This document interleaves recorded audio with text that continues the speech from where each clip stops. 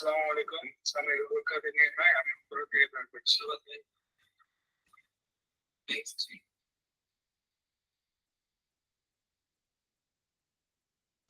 এক্সেলেন্সের জাতি থেকে বলছি। থ্যাংক ইউ ভাই। আসসালামু আলাইকুম। আমি মোহাম্মদ আনোয়ার হোসেন পলাশ। আমি উত্তর থেকে বলছি। সামিউল, আপনার নয়েজ আসতেছে।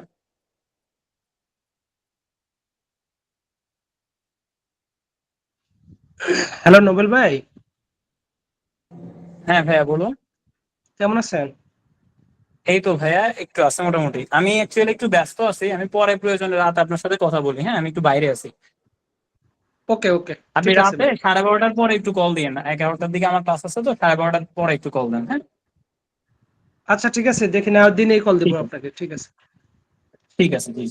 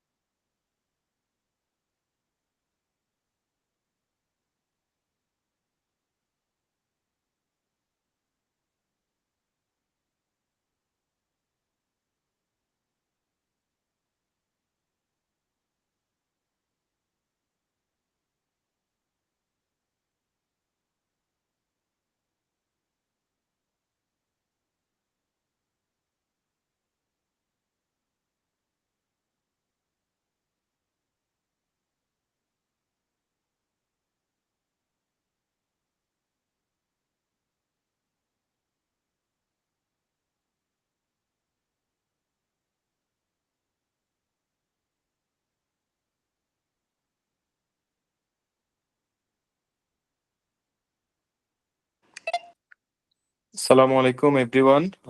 কথা কি ক্লিয়ারলি শোনা যাচ্ছে আমার? জি ভাই, শোনা যাচ্ছে। ওকে, কি অবস্থা সবার? এই তো আছি ভাই, আলহামদুলিল্লাহ। ওকে, ভেরি গুড। ওকে, আমাদের চ্যাপ্টার 2 তো মোটামুটি আমরা শেষ করছিলাম। শেষ করে আমরা প্র্যাকটিস প্রবলেমও করলাম, দেন প্র্যাকটিস প্রবলেম রিভিউ ক্লাসও করলাম। নোবেল দা রেকর্ডিং স্কুলে অ্যাভেলেবল আছে তাই না? জি ভাই। ওকে, তো নোবেলদা রেকর্ডিং যদি গুলো কি রেকর্ডিং গুলো তো এখনো আমরা পাইনি। মিস্টার নোবেল স্যারের কাছে থাকবে রেকর্ডিংস গুলা, যারা হচ্ছে প্রিভিয়াস ক্লাসেস গুলা মিস করছে, recordings will be provided to them so that they can cope up with the classes, okay? আর আমাদের হচ্ছে অগাস্টের 18 তারিখ হচ্ছে আমাদের ফাইনাল পরীক্ষা, মানে আমাদের এক্সাম। আমাদের হাতে সময় আছে আর বরাবর 1 মান্থ, অ্যাপ্রক্সিমেটলি 1 মান্থ হচ্ছে আমরা সলিড একটা টাইম পাবো ফর দ্য প্রিপারেশন, যেখানে আমরা ক্রুশিয়াল ক্লাসেস গুলা কমপ্লিট করে ফেলার চেষ্টা করব। দেন হচ্ছে আমাদের যেগুলো বেসিক ক্লাসেস বাকি থাকবে এগুলো আমরা দেন নেওয়ার ট্রাই করব। আর যদি ইন দ্য মিন টাইম আমাদের আরো ক্লাসেস দরকার হয়, দেন আমরা একটা কমফোর্টেবল টাইম ম্যানেজ করে বসে সিলেবাসটা কমপ্লিট করার ট্রাই করব। আইসিএবির রেজাল্ট আর এক্সামের মাঝখানে যে সময়টা, এটা এখন একটু কনজেস্টেড হয়ে গেছে, বিকজ মাঝখানে হচ্ছে জুলাই আন্দোলনের কারণে তখন একটা মাস পিছাই গেছিল এক্সামটা। ওই জিনিসটা আইসিএবি এখনো অ্যাডাপ্টটা করতে পারে নাই। তো রেজাল্ট এবং এক্সামের যে মিডলের টাইমটা, এটা অনেক কমে গেছে। স্টুডেন্টস আর রিয়েলি কনফিউজড, মানে কোন কোর্সটা তারা প্রিপারেশন নেবে। তো যাই হোক, সবকিছু মিলাই হচ্ছে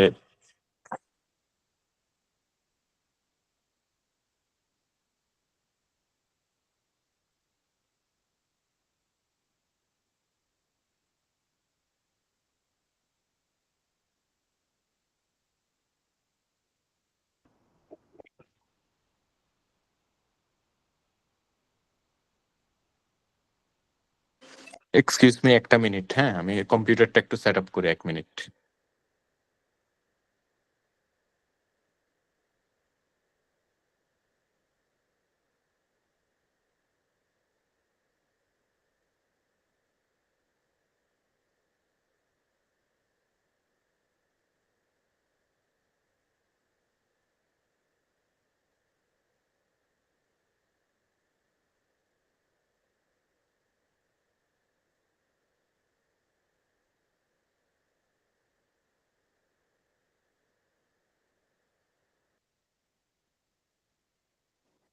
আমরা আজকে যেটা একদম একটা বেসিক এবং র একটা চ্যাপ্টার শুরু করব, সেটা হচ্ছে চ্যাপ্টার 5, যেটা আমাদের এক্সামের জন্য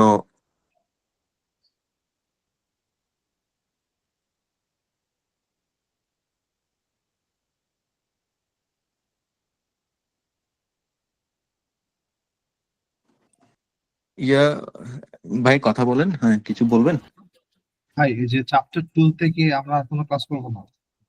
চ্যাপ্টার 2 তো অলরেডি আমি একটা প্রবলেম সলভ করাই দিছি এবং বলছি বাকিগুলো প্র্যাকটিস করার জন্য।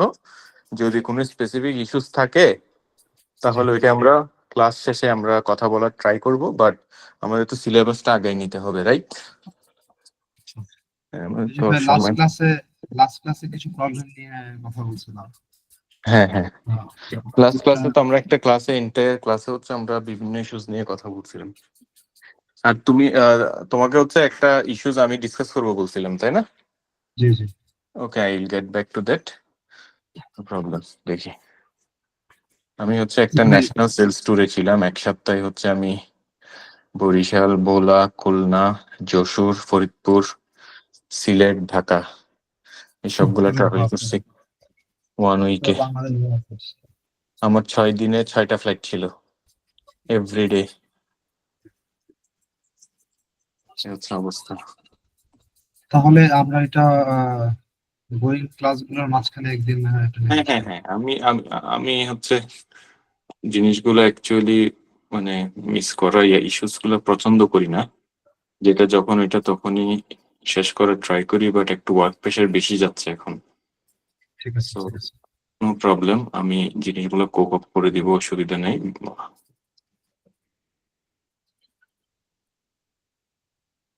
আজকের ক্লাসটা হচ্ছে একদম মানে সবার জন্য একটা খুব থেকে কি বলে লার্নিং ওরিয়েন্টেড ক্লাস হইতে যাচ্ছে, বিকজ এই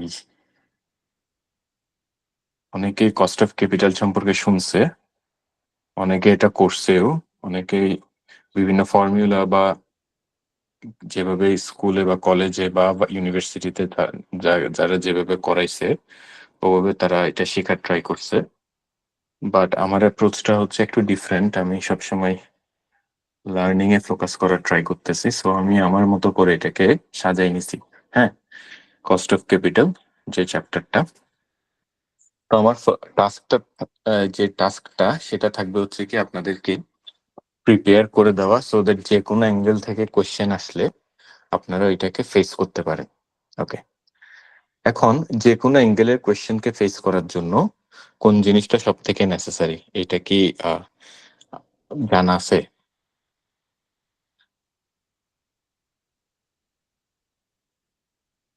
কেউ কি বলতে পারবে?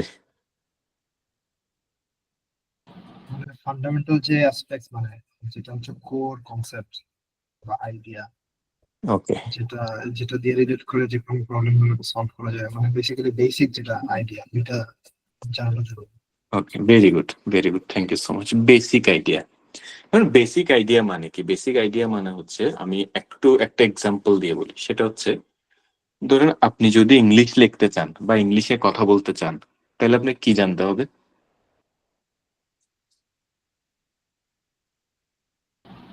ওয়ার্ড ভোকাবুলারি জানতে হবে। ওয়ার্ড, ভোকাবুলারি, এগুলো তো জানতে হবে, তাই না? এটা হচ্ছে একটা বেসিক আইডিয়া। এটার আগেও গ্রামার জানতে হবে, রাইট? রাইট। আচ্ছা, গ্রামারের আগে ইংলিশ লেটার গুলা জানতে হবে না? জি। ওকে, তাইলে ইংলিশ লেটার থেকে অনেকেই মনে করে ঠিক আছে ওয়ার্ড ভোকাবুলারি দিয়ে আমরা হচ্ছে ইংরেজি শেখা শুরু করতে পারি, বাট আমার অ্যাপ্রোচটা হচ্ছে ইংরেজি বর্ণমালা দিয়ে শুরু করব। বুঝতে পারছি? ঠিক আছে। আমার অ্যাপ্রোচটা হচ্ছে এরকম। সো এটা এক একজনের এক একটা স্টাইল, বাট আমারটা হচ্ছে আরো বেসিক থেকে আর কি শুরু করা। তো আমরা শুরু করি। চ্যাপ্টারটা হচ্ছে চ্যাপ্টার 5, কস্ট অফ ক্যাপিটাল। তো এই চ্যাপ্টারে একটা মজার বিষয় আছে। মজার বিষয়টা হচ্ছে আমাদের এখানে কনসেপ্ট গুলা বই থেকে পড়তে হবে না, বই থেকে আমরা জাস্ট প্র্যাকটিস করব। কি কি পড়তে হবে না হবে এটা আমি একটা একদম যতটুকু শর্ট করা পসিবল, হ্যাঁ, অতটুকু শর্ট করে আমি একটা লার্নিং নোটস আমি ক্রিয়েট করে রাখছি আপনাদের জন্য।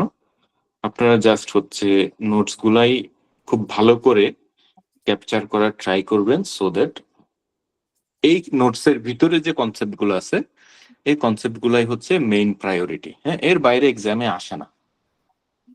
ওকে, you guys can see my screen, তাই না?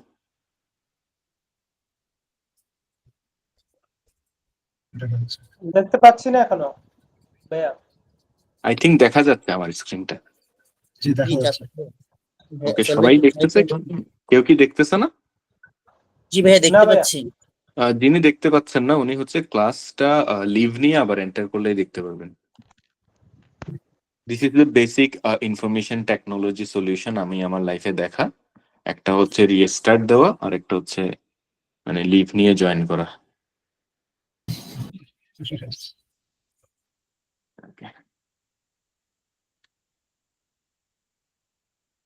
Cost of capital. Cost of ক্যাপিটালটা কি আগে সেটা একটু জানি। অনেকেই জানে, যারা হচ্ছে আপনারা যারা জানেন তারা আমার সাথে শেয়ার করতে পারেন আপনাদের আইডিয়াসটা। আর যারা জানেন না তারা মানে আপনারা জানেন না, সবাই জানে, তারা একটু রিভাইভ করে নিতে পারেন আর কি। আমি একদম বলি কস্ট অফ ক্যাপিটাল জিনিসটা কি। সেটা হচ্ছে, আমরা তো একটা ব্যবসা করতে গেলে আমাদের ইনভেস্ট করতে হবে, রাইট? তো ইনভেস্ট করলেই আমার হচ্ছে ইনভেস্টমেন্টটাই হচ্ছে আমার ক্যাপিটাল। ওকে, এখন ক্যাপিটালটা আমি ইনভেস্ট করলাম আমার কোম্পানিতে, আমি নিজের টাকা ইনভেস্ট করলাম। ওকে, তখন কি হয়? তখন আমার আর কোনো কস্ট অফ ক্যাপিটাল মানে এটাকে কি বলে, প্র্যাকটিক্যালি মানে নাই। কস্ট অফ ক্যাপিটাল প্র্যাকটিক্যালি নাই। কেন নাই? আমার নিজের ইনভেস্টমেন্ট, আমার নিজের টাকা নিজে ইনভেস্ট করছি। আমি কিছু নিলে নিলাম, নাইলে কোম্পানিতেই থেকে গেল। এটার জন্য আমার আলাদা সেপারেটলি কোনো কস্ট ইনকার করতে হচ্ছে না। কিন্তু আমি যদি ব্যাংক থেকে লোন নিয়ে ইনভেস্টটা করি, সেক্ষেত্রে আমার কি দিতে হবে? আমার ইন্টারেস্ট দিতে হবে, রাইট? তাইলে এই ইন্টারেস্টটা হচ্ছে একটা কস্ট অফ ক্যাপিটাল। আমি ব্যাংকের থেকে লোন নিয়ে ইনভেস্ট করলাম, তাহলে ব্যাংকে যে ইন্টারেস্টটা দিতে হচ্ছে সেটা হচ্ছে আমার কস্ট অফ ক্যাপিটাল।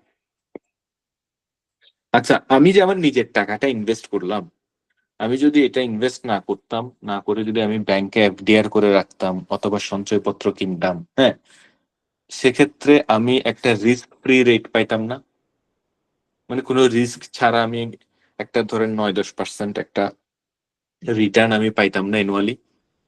জি তাইলে সেটা আমার অপরচুনিটি কস্ট না?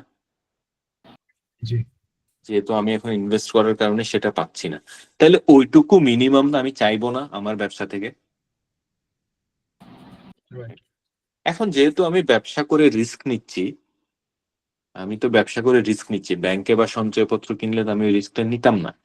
সেক্ষেত্রে ওখান থেকে আমি যে রিটার্নটা পাইতাম সেটা থেকে একটু বেশি এক্সপেক্ট করব না ব্যবসা থেকে, রাইট তাই না? এই জিনিসটা হচ্ছে কি, ফর এক্সাম্পল আমি এখনই একটা এক্সাম্পল দিয়ে বুঝাই দেই। আমি যদি আপনাদেরকে বলি যে 1 লাখ টাকা আমাকে দেন, আমি আপনাদেরকে একটা রিটার্ন দিব, সবাইকে আমি 2% করে পার মান্থ দিব, এরকম আমি যদি একটা অফার দেই, আর আপনারা চিন্তা করবেন কি রে, সাব্বির ভাই অফারটা হচ্ছে 2% পার মান্থ, মানে বছরে 24%।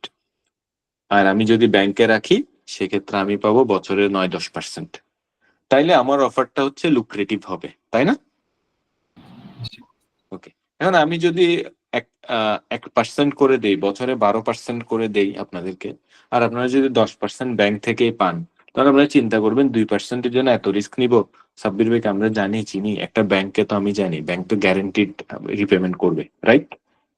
তো এই বিষয়গুলা হচ্ছে কস্ট অফ ক্যাপিটালের ভিতরে বেসিক জিনিস, ফাউন্ডেশন। যে এই যে বিভিন্ন ধরনের অ্যানালিসিস আপনি করতেছেন, আমাকে টাকাটা দেওয়ার ব্যাপারে, ব্যাংকে রাখলে কি পাবেন, আমাকে দিলে কি পাবেন, হ্যাঁ, ওই ব্যাপারগুলাকে খাতা কলমে অ্যানালিসিস করা হচ্ছে কস্ট অফ ক্যাপিটাল। এখানে আপনি একটু ম্যাথমেটিক্স করে, হ্যাঁ, বুকিশ ওয়েতে আপনি এটাকে রিপ্রেজেন্ট করতে হবে। এটা হচ্ছে কস্ট অফ ক্যাপিটাল। তো পৃথিবীতে আবিষ্কৃত 3 ধরনের কস্ট অফ ক্যাপিটাল খুব কমন। ওকে, মানে 3 ধরনের ক্যাপিটাল আছে এখন পর্যন্ত পৃথিবীতে, এই 3 ধরনের ক্যাপিটাল কমনলি পাওয়া গেছে। এটা হচ্ছে কি, একটা হচ্ছে কমন ইকুইটি বলি, মানে ইকুইটি ক্যাপিটাল, যেটা আপনার নিজের। ওকে, একটা হচ্ছে প্রেফার্ড স্টক, আর একটা হচ্ছে ডেট বা লোন। এই 3 ধরনের ক্যাপিটাল সোর্সেস, এগুলাকে বলে সোর্সেস অফ ক্যাপিটাল, আমরা পাইছি common stock, preferred stock, debt. এই 3 ধরনের সোর্সেস থেকে আমি টাকা এনে আমার ব্যবসাতে ইনজেক্ট করি, এবং এই 3 ধরনের সোর্সেই আমার কস্ট ইনকার করতে হয়, যেহেতু ওরা আমার ব্যবসাতে ইনভেস্ট করছে। এই 3 ধরনের সোর্সের টোটাল কস্টটাই হচ্ছে আমার cost of capital.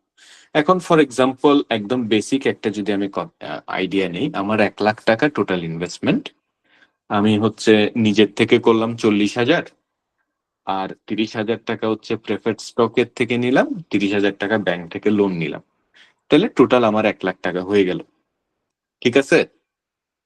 R cost of ব্যাংকে 30,000 টাকা লোনের জন্য আমি 2,000 টাকায় সুদ দিলাম, প্রেফার্ড স্টকের ওদেরকে দিলাম 3,000 টাকা, টোটাল 5,000, আর আমি নিজে ওখান থেকে নিলাম হচ্ছে 5,000, টোটাল 10,000 টাকা আমি নিয়ে নিলাম এস কস্ট অফ ক্যাপিটাল। তাহলে 1 লাখ টাকার ক্যাপিটালে আমার 10,000 টাকা কস্ট হইলো, তাহলে 10% is my cost of capital. এই বেসিক এক্সাম্পলটাতে কারো কোনো ডাউট আছে?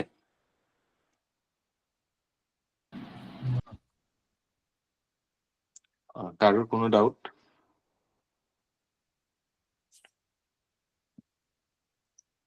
না ভাইয়া। ওকে, তাহলে আমরা আগাই। প্রথম যে কস্টটা ইনকার হয় সেটা হচ্ছে কি কমন স্টকের জন্য। নট প্রথম, আমাদের পড়াশোনাতে প্রথম অবভিয়াসলি আপনি কস্টকে ইনকার করার সময় ডেট হোল্ডার মানে ব্যাংকের যে ইন্টারেস্টটা, তাদেরকে সর্বপ্রথমে আপনি পে করতে হবে। This is the rule of the accounting equation also. আর আমরা যেটা শিখবো প্রথমে, যেহেতু এটা একটু লেংদি, সেটা হচ্ছে কস্ট অফ কমন স্টক, মানে ওনার তার নিজের ইনভেস্টমেন্টের উপরে কতটুকু রিটার্ন সে নিবে from his own business. This is the cost of common stock. এখন এখানে একটা বিষয় আছে, সেটা হচ্ছে একটা পাবলিক লিমিটেড কোম্পানির ক্ষেত্রে অনেকগুলো শেয়ার হোল্ডার থাকে, আর সবাই এটার থেকে ডিভিডেন্ড পায়। আর ম্যানেজমেন্ট বা বোর্ড অফ ডিরেক্টরস তারা ডিসাইড করে যে কিরকম ডিভিডেন্ড তারা দিবে। সেক্ষেত্রে বোর্ড অফ ডিরেক্টরসরাও কাইন্ড অফ ওনার্স, যারা শেয়ার হোল্ডার ওরাও ওনার। কিছু ওনার জানে যে কত টাকা ওনাররা পাবে, আর কিছু ওনার জানে না। যারা পাবলিক শেয়ার হোল্ডার ওরা তো জানে না। তো সেক্ষেত্রে কস্ট অফ কমন স্টকটা বের করাটা একটু কি হয়ে যায়, ডিফিকাল্ট হয়ে যায়, যে অ্যাকচুয়ালি কত টাকা ডিভিডেন্ড পাচ্ছে, এটার গ্রোথ কিরকম, শেয়ারটার ডিভিডেন্ডটা কিভাবে গ্রো করবে, কোম্পানিটা ফিউচারে কতটুকু গ্রো করলে আমি কিরকম ডিভিডেন্ড পাবো। এই কোয়েশ্চেন গুলো তখন চলে আসে, কারণ শেয়ার হোল্ডাররা এদের এক্সপেকটেশন একরকম, বোর্ডের ডিসিশন একরকম, আবার কোম্পানিরও আপনার ফাইন্যান্সিয়াল স্ট্রেংথ একরকম। তো সব মিলাই কোম্পানির ফাইন্যান্সিয়াল স্ট্রেংথ, ফাইন্যান্সিয়াল গ্রোথের উপরেই তো ওনাররা কতটুকু ডিভিডেন্ড পাবে সেটা ডিপেন্ড করবে। এন্ড লাস্টলি হচ্ছে ওদের কতটুকু রিটার্ন হচ্ছে সেটা ওরা বুঝতে পারবে। তাইলে শেয়ার হোল্ডারদের rate of return is equal two আমার কোম্পানির cost of common stock equity. বুঝে গেছে? একটা শেয়ার হোল্ডার তার শেয়ারের ইনভেস্টমেন্ট থেকে যতটুকু রিটার্ন পাবে, মানে একটা কোম্পানিতে ইনভেস্ট করে সে যতটুকু রিটার্ন পাবে, ফর এক্সাম্পল একজন 100 টাকার একটা শেয়ার কিনলো, সে 5 টাকা ডিভিডেন্ড পাইলো, মানে 5% সে রেট অফ রিটার্ন পাইলো from his investment from the company. আর একটা কোম্পানিতে এই 100 টাকা শেয়ারের এগেনস্টে কোম্পানি শেয়ার হোল্ডারকে 5 টাকা ডিভিডেন্ড দিল। তাহলে কোম্পানির কস্ট ইকুয়ালস টু শেয়ার হোল্ডারের রিটার্ন। তো return of the share holder is equal to cost of common stock equity. এটা ক্লিয়ার কনসেপ্টটা?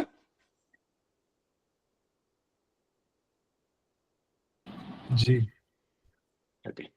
জি ভাইয়া। এখন আসি রিটার্ন কেমনে ক্যালকুলেট করে সেটার জন্য আসি। আচ্ছা, ফর এক্সাম্পল আপনি হচ্ছে একটা জায়গায় 100 টাকা ইনভেস্ট করছেন, ওকে? 100 টাকা ইনভেস্ট করার পরে আপনি ওখান থেকে লাভ হিসেবে, ডিভিডেন্ড হিসেবে 8 টাকা পাইছেন। তাহলে আপনার রিটার্ন কত? 8 টাকা। রেট অফ রিটার্ন কত?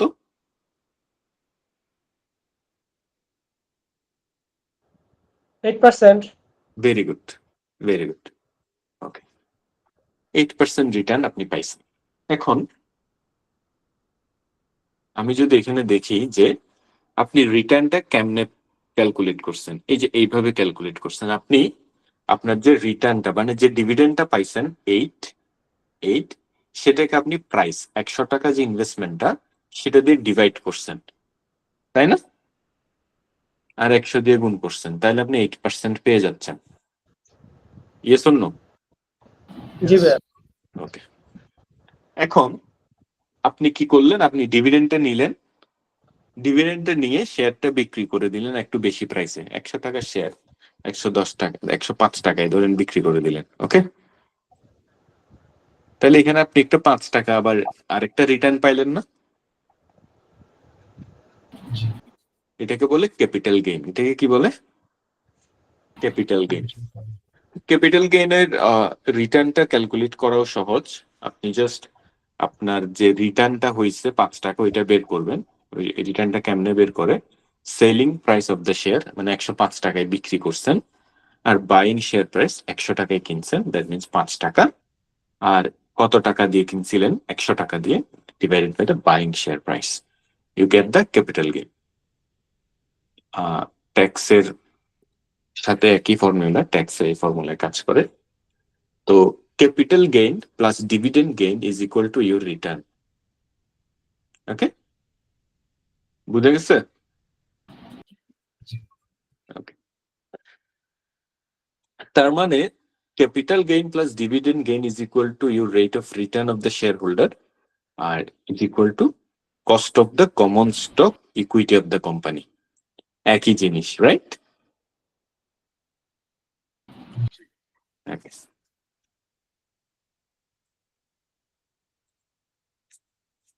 এখন আমরা যদি আগাই, আমরা এই যে ফর্মুলা গুলাকে, এগুলাকে হচ্ছে একটু অ্যালজেব্রা করে আমরা এটাকে সাজাইতে পারি। এই সাজানোর অ্যালজেব্রাটা আমাদের এক্সামের জন্য এত ইম্পর্টেন্ট না, that is time consuming to make you understand, but আমরা যদি একটু কনসেপ্টটা দেখি তাইলে বুঝে ফেলতে পারবো।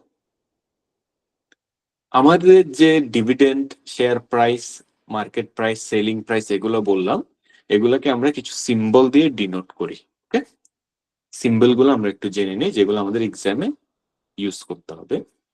এগুলো মুখস্থ করতে হবে না, জাস্ট জিনিসটা একবার মাথায় ঢুকাইলেই থেকে যাওয়ার কথা। নাম্বার 1 হচ্ছে কি, dividend paid at year 0। Dividend paid at year 0 মানে হচ্ছে কোম্পানি রিসেন্ট ইয়ারে, এটা লাস্ট ইয়ার হইতে পারে বা রিসেন্ট ইয়ার হইতে পারে বা আজকে হইতে পারে, dividend paid at year 0 is equal to D0। Dividend paid at year 0 এটাকে আমরা কনসিডার করব D0 হিসেবে। আর শেয়ারের যে প্রাইসটা, এই যে এখানে এই ডিভিডেন্ডটা actually D0, this one. Okay, আর শেয়ারের যে প্রাইসটা, price of the share is this price of the share is P0। Okay, আর F ইজ ইকুয়াল টু আমরা ধরবো হচ্ছে কি cost of share issuing and other expenses. এখন একটা শেয়ার যদি একটা কোম্পানি ইস্যু করতে যায়, হ্যাঁ, শেয়ার হোল্ডারদেরকে যে কস্টটা দিচ্ছে, শেয়ার হোল্ডারদেরকে যে রিটার্নটা দিচ্ছে, ওইটাই তো ওর অ্যাকচুয়াল কস্ট। প্লাস হচ্ছে শেয়ারটি ইস্যু করতে ওরা আরো কিছু খরচ হইতে পারে না, ওই খরচটা হচ্ছে এফ বা ফ্লোটেশন কস্ট বলে। তা আমরা এই ফ্লোটেশন কস্ট এত বোঝার দরকার নাই, আমরা এটাকে ওয়ান টার্মেই ধরতে পারি যে cost of issuing and other expenses. যত ধরনের শেয়ার ইস্যু রিলেটেড এক্সপেন্স থাকবে সবগুলোকে আমরা ধরলাম হচ্ছে এফ।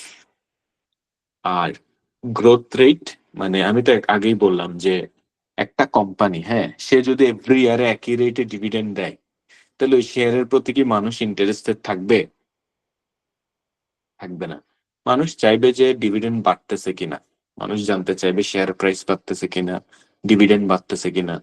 আজকে এবছর 10 টাকা দিচ্ছে, আগামী বছর যদি 12 টাকা দেয়, পরের বছর যদি 15 টাকা দেয়, তাইলে মানুষ কনসিডার করে এটা একটা ভালো শেয়ার, এটা একটা গ্রোয়িং শেয়ার, এখানে ইনভেস্টমেন্ট করা যায়। তো কত পার্সেন্ট রেটে বাড়তেছে এটাকে বলে গ্রোথ রেট, এইটা ইজ ইকুয়াল টু জি। ওকে, তাইলে আমরা এই সিম্বল গুলো আমরা কনসিডার করতে পারবো হবে আমাদের ম্যাথসে। এখন এই জিনিস, এই যে কোনো একটা ইয়াকে P0, FG, D0 ধরা, এগুলাকে আমাদের জন্য নতুন নাকি?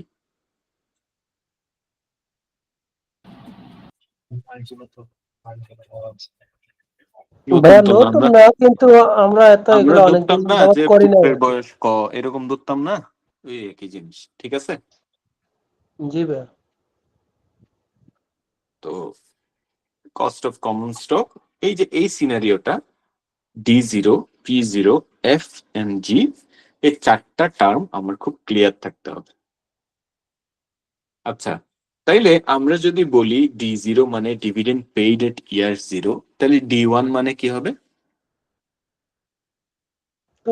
ইয়ার 1 এ কত পেড করছে তা হবে।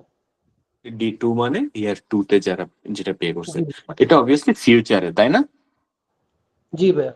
ফিউচার যেটা আননোন বা প্রেডিক্টেড, ওকে, বা প্রেডিক্টেবল, ওকে,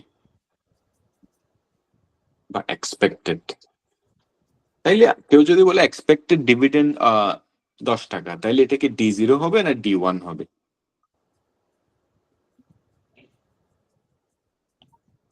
এটা তো ফলোইং বোঝাচ্ছে ভাইয়া। হ্যাঁ, তাইলে কি হবে, D0 না D1? D1 হবে। ওকে, ভেরি গুড, থ্যাংক ইউ। তাইলে আমি cost of common stock equity আমি পাচ্ছি কি, দ্যাট ইজ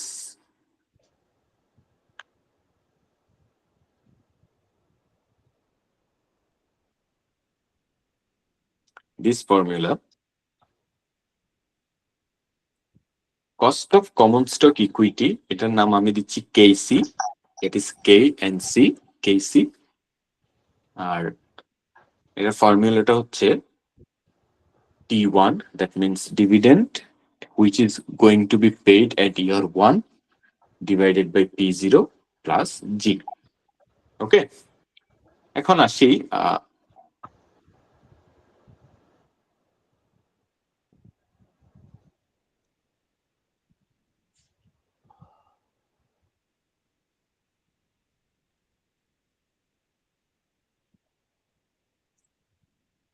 একটা শেয়ার, হ্যাঁ, একটা শেয়ারের আমরা ধরতেছি যে কি এটার ডিভিডেন্ড দেয় এভরি ইয়ারে। ফর এক্সাম্পল এখানে যদি আমি দেখি this example, you have just received a dividend of 5 টাকা from XYZ company share. কি বলতেছে? You have just received a dividend of 5 টাকা from XYZ company share. The dividend is expected to grow at the rate of 4% in the foreseeable future. Okay. আচ্ছা, you have just received a dividend of টাকা 5. এটা কি D0 নাকি D1? D0. D0. Very good. And the dividend is expected to grow at the rate of 4% in the foreseeable future. মানে for the next perpetual future এটা 4% এ বাড়বে every ইয়ারে। ওকে, এটা বোঝাচ্ছে। তাহলে এটা জি না, গ্রোথ রেট না ব্যাপারটা? জি জি জি, এটা এখানে এক্সপেক্টেড টু গ্রো বলাই আছে, it's a G, right? G. What should be the cost of the common stock equity if the price of the share is টাকা 75? যদি শেয়ার প্রাইস টাকা 75 হয়, what should be the cost of the common stock equity? এটা হচ্ছে আমার বের করতে হবে। এখন আমার কস্ট অফ কমন স্টক ইকুইটির ফর্মুলা আমি কি পাইলাম? SC is equal to D1 divided by PU plus G. P0 plus G. তো আমি যদি এখানে বসাই দেই cost of common stock equity D1 divided by P0 plus G, R D1 হচ্ছে কখনের ডিভিডেন্ড? বুঝি না ভাই, কি বললেন? D1 কোন মাসে কোন ইয়ারের ডিভিডেন্ড? ফিউচারের ডিভিডেন্ড। তার মানে আমার কোন ইয়ারের ডিভিডেন্ড? Current year. আচ্ছা, জিরো ইয়ারের ডিভিডেন্ড। Very good. তাইলে আমার D1 টা বের করতে হবে। I need to know how to calculate D1. Okay? So D1 is equal to D0 into 1 plus G. It is kind of future value is equal to present value into 1 plus R. এই টাইপের, তাই না?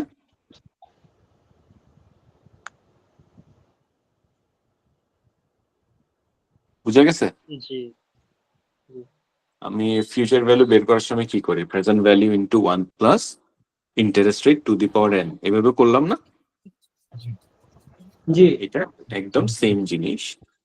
D1 is equal to আমার select করা ইয়াটা দেখা যাচ্ছে, right? D1 is equal to D0 into 1 plus G. ওকে,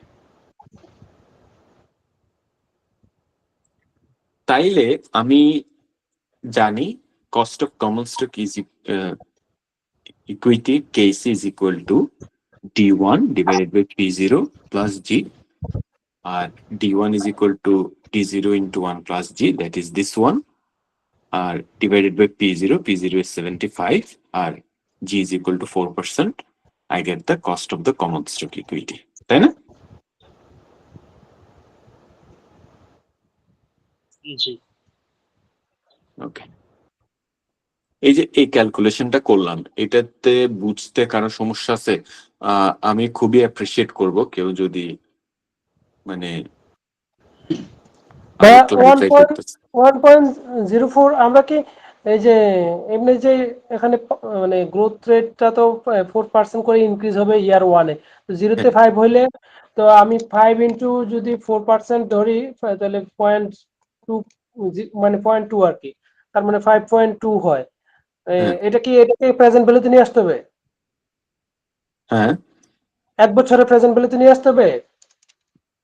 কোনটাকে প্রেজেন্ট ভ্যালুতে কেন আনতে হচ্ছে? কারণ কি আমাকে এখনকার মানে আমাকে আমি যে কস্ট অফ ইকুইটিটা বের করতেছি, এটা কি ইয়ার জিরোতে বের করতেছি না? অবশ্যই ইয়ার জিরোতে। তাহলে তো আমাকে অবশ্যই এই প্রেজেন্ট ভ্যালুতে আনতে হবে নাকি? কেন প্রেজেন্ট ভ্যালু আনতে হবে? আমার তো ওই যে 1 বছর পরের এই যেটা হচ্ছে এই গ্রোথ রেটটা, আমরা তো ইয়ার ওয়ান এরটা নাকি ভুল বলতেছি? মানে আমার কথা হচ্ছে যে ভাইয়া, যে আমি তো 5 টাকা ডিভিডেন্ড এবং আমার পরবর্তীতে ফলোইং ইয়ার থেকে 4% করে বাড়বে, তো এটাকে আমি সরাসরি করলে হচ্ছে না? না, বাড়ার ইম্প্যাক্টটা তো দিই নাই এখনো। আচ্ছা আচ্ছা আচ্ছা আচ্ছা। এভরি ইয়ারে 4% করে যে বাড়বে, ইম্প্যাক্টটা কি এখনো দিছে এখানে? না, এটা দেন নাই। ঠিক আছে, তাহলে এটা এখানে 5 ইন্টু 1.04 এটা কেন? আমার কস্ট অফ কমন স্টক ইকুইটির জন্য I need the D1, right? আমার বেসিক ফর্মুলা অনুযায়ী I need the P0, I need the G, right? জি এই তিনটা জিনিস ইনপুট করলাম, দ্যাটস ইট। এতটুকু কি বোঝা গেছে? জি। D1 বোঝা গেছে, ওকে, P0 টা বুঝা গেছে কিনা? বুঝি নাই আমি। P0 is equal to price of the common stock today, price of the share, which is price of 75. The 75 তো বুঝছি, কিন্তু ওই যে মাঝখানে 5 ইন্টু 5.1.04 5 into 1.04 মানে 1 plus G. This is 1 plus G, right? Yes. মানে 1 প্লাস বেসিক্যালি জি। আমি last পাইছি 5 টাকা ডিভিডেন্ড, ফিউচারে যদি 4% করে গ্রো করে তাহলে আমার ফিউচারের ডিভিডেন্ডটা কত হবে সেইটা আর কি 1.04 দিয়ে মাল্টিপ্লাই আছে। করে ফিউচার ভ্যালুটা বের করছি। আমি সেটাই বলছি, এটা তাহলে এটা ইয়েতে ফিউচার ভ্যালুতে বুঝছি ভাইয়া। আমার যে ফর্মুলাটা আমি পড়লাম, KC is equal to D1 divided by P0 plus G, এইটুক কি বোঝা গেছে? জি ভাই, বোঝা গেছে। ওকে, এখন এখানে একটা টার্ম আছে, সেটা হচ্ছে কি ফোর্সিবল ফিউচার। ফোর্সিবল ফিউচার মানে কি? মানে আনলিমিটেড টাইম পিরিয়ড। ওকে, জি এখন আনলিমিটেড টাইম পিরিয়ডের জন্য কোনো একটা জিনিস যদি বাড়তে থাকে, সেটার একটা impact you need to give. এই ইম্প্যাক্টটা কেমনে দিতে হয় সেটা আমরা দেখবো কোথা থেকে? আমার এই ফর্মুলা থেকে। জিনিসটা আরেকটু ক্লারিফাই করার জন্য উপরে আমি আরেকটা ফর্মুলা দেখাইলাম। সেটা হচ্ছে কি, আমার বেসিক ফর্মুলা সবসময় আমাকে মাথায় রাখতে হবে, সেটা হচ্ছে KC is equal to D1 divided by P0 plus G।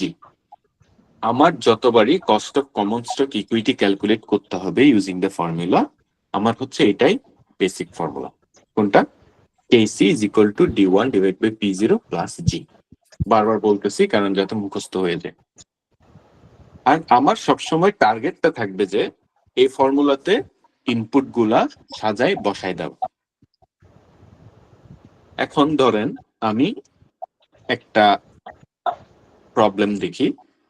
প্রবলেমটা হচ্ছে কি, I have bought a share for টাকা 100 at year 0।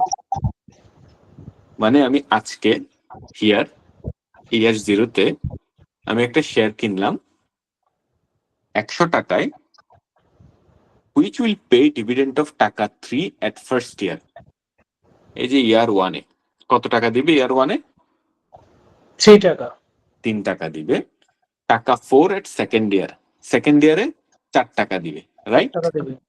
জি ওকে, টাকা 5 at থার্ড ইয়ারে কত টাকা? 5 টাকা দিবে।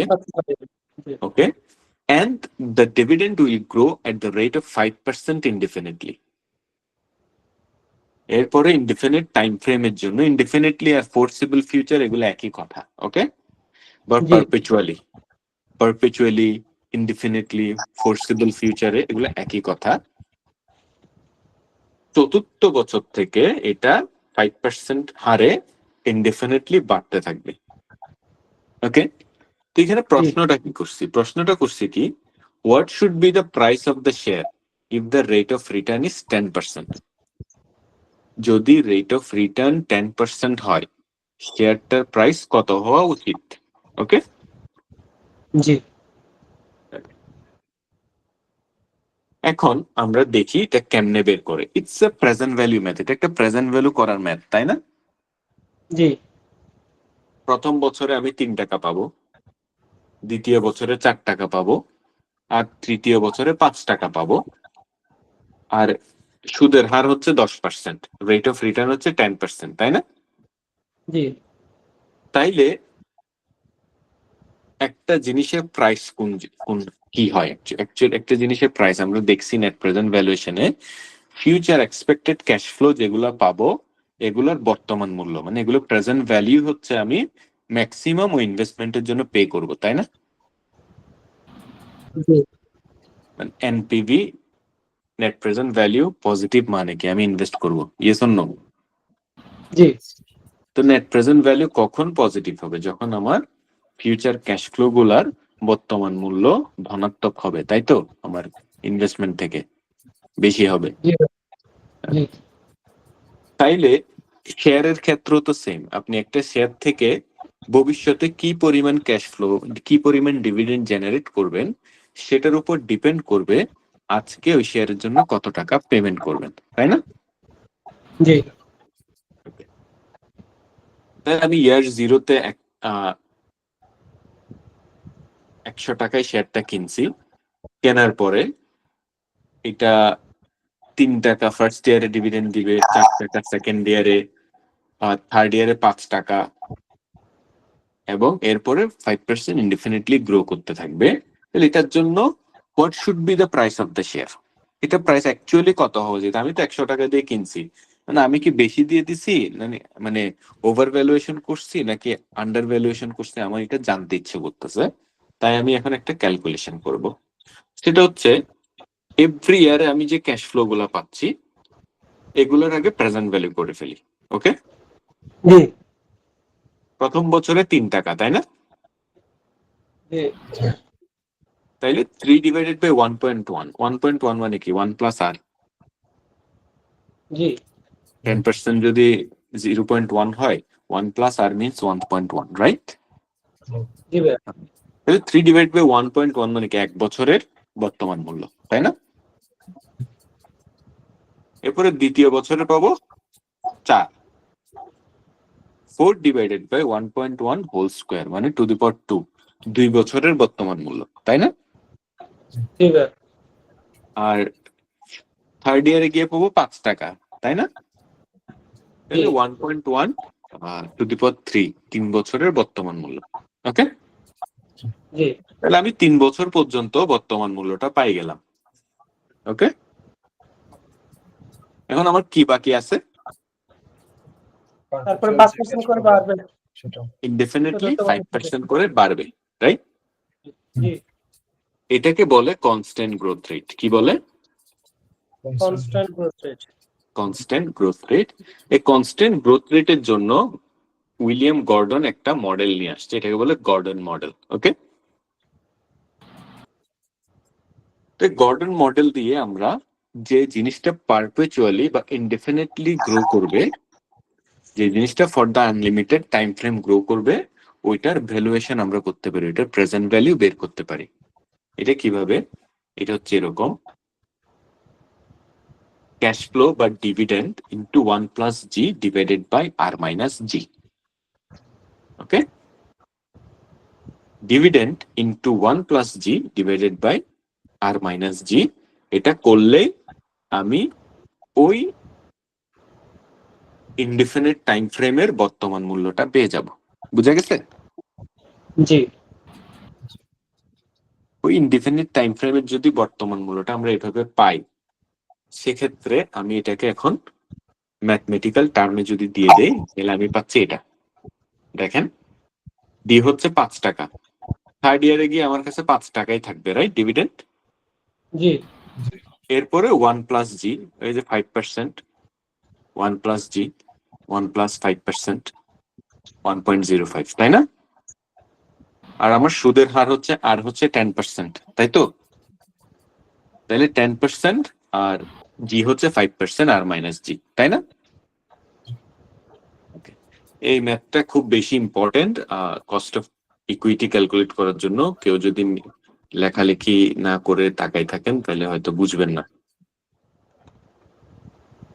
তো এই যে D into 1+g divided by r minus g ইম্প্যাক্টটা দিলাম, এটার কারণে আমি কি পেয়ে গেলাম? আমি এটার প্রেজেন্ট ভ্যালুটা পেয়ে গেলাম, তাই না? জি। ওকে, এখন প্রেজেন্ট ভ্যালুটা কোথায় পাইছি? কোন ইয়ারে পাইছি? থার্ড ইয়ারে নাকি আজকে? এটা তো ইয়ার ইনডেফিনিটলি গ্রো হবে। ইয়ার 3 থেকে ইনডিফিনিটলি গ্রো হবে, তাই না? জি। মানে ইয়ার 4 থেকে ইনডিফিনিটলি গ্রো হবে, ইয়ার 3 এর যে ডিভিডেন্ড সেটা। Yes or no? জি ভাই। তাইলে যে জিনিসটা ইয়ার 4 থেকে ইনডিফিনিটলি গ্রো হবে, আমি যদি ওখানে গিয়ে গর্ডন মডেলটা ইউজ করি, আমি বলছি না গর্ডন মডেল ইউজ করলে এটার বর্তমান মূল্য পাই যাব আমি। জি তাইলে এটার বর্তমান মূল্য তো আমি এখানে পাবো, তাই না? এই জায়গায় ইয়ার 3-তে, কারণ এটি ইনডিফিনিটলি গ্রো করতেছে ইয়ার 4 থেকে। Yes or no? জি Okay. তাইলে এটার বর্তমান মূল্য আমি পাবো তো এখানে ইয়ার 3-তে। এখন এই যে এই জিনিসটা, এটা পুরাটাই হচ্ছে বর্তমান মূল্যটা আমি পাচ্ছি ইয়ার 3-তে। তাই এটাকে আবার 1+r⁻³ করে এটার সমমনাতে নিয়ে আসলাম। বুঝা গেছে? বছরের ডিসকাউন্ট করে আবার ফার্স্ট ইয়ার নিয়ে আসছে 0 ইয়ারে নিয়ে আসছি 3 বছরের ডিসকাউন্টিংটা করে পুরা ভ্যালিউটাকে। বুঝে গেছে? এন্ড সবগুলো অ্যাড করে দিলেই আমি ভ্যালিউ অফ দ্য শেয়ার প্রাইসটা পেয়ে যাব, যে আমার এটা কত হওয়া উচিত। তাহলে কেউ একটু 1 মিনিটে কারোর কাছে কি সাইন্টিফিক ক্যালকুলেটর আছে? জি ভাই আছে। এটা এটা করে ফেলেন তো। আমি ক্যালকুলেটর আমাদের এক্সামের জন্য বেস্ট কোনটা এটা সাজেস্ট করছিলাম।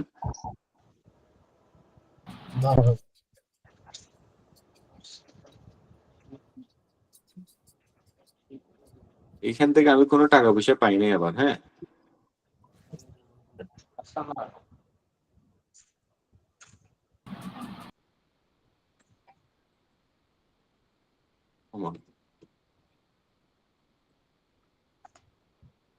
কি রে?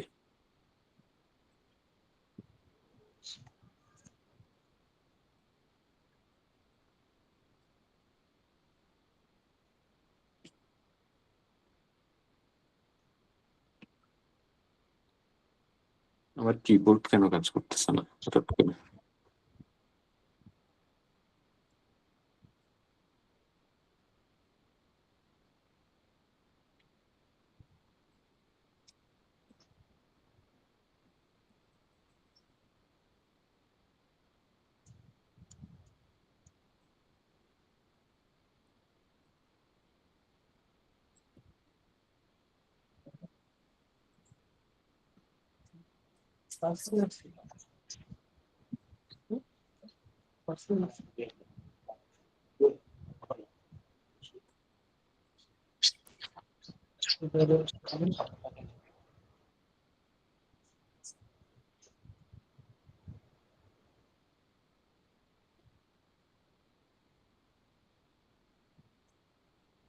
নো ওয়ারিজ, আমি আছি, লিড নেই নেই।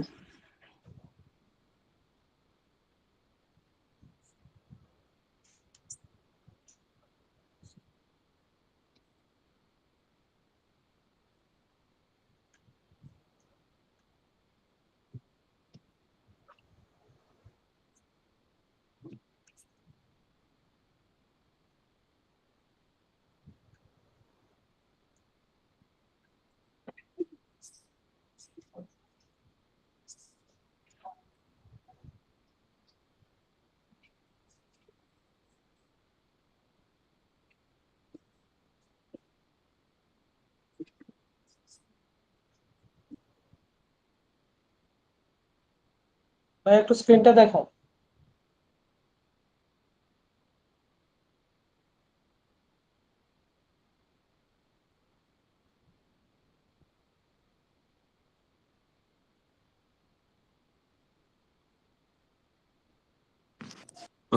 বুঝতেছি না আমার কি প্রবলেমটা হয়েছে।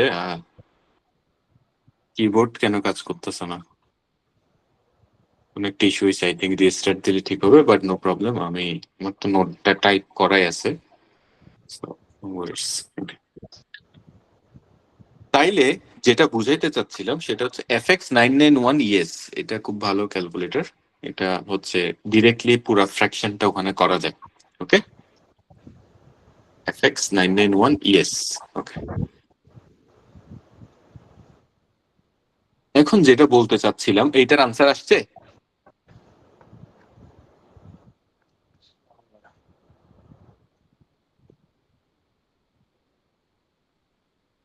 কেউ কি পাইছে এটার আনসার?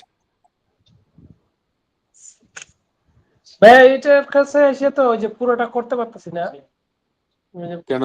51.30 51.30 না? 30 51।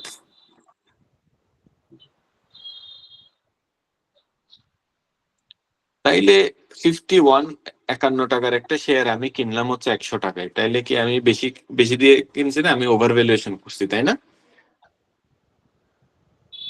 জি। তো এইভাবে হচ্ছে একটা শেয়ারের প্রাইস বের করতে হয়। Okay, this is the way to find out the price of a share. এখন আমি কি দেখলাম যে you have invested 100 and expected to earn 10 টাকা each year for the rest of the life. মানে 100 টাকা ইনভেস্ট করলেন, প্রতি বছরে 10 টাকা আপনি আর্ন করবেন for the rest of the life. তাহলে এটা পারপেচুইটি না? জি মানে ফোর্সিবল ফিউচারে একই রিটার্ন, ফোর্সিবল ফিউচার, পারপেচুইটি, ইনডিফিনিটলি, এগুলো একই কথা, রেস্ট অফ দ্য লাইফ। ওকে, তো what should be the value of the investment if the rate of return is 10%? যদি রেট অফ রিটার্ন 10% হয়, সেক্ষেত্রে what should be the value of the investment? কেউ কি বের করতে পারবে?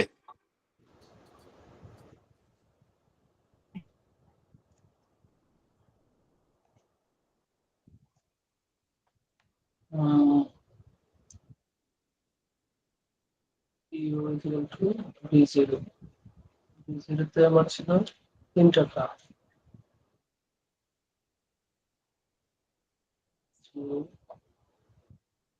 এখানেও হচ্ছে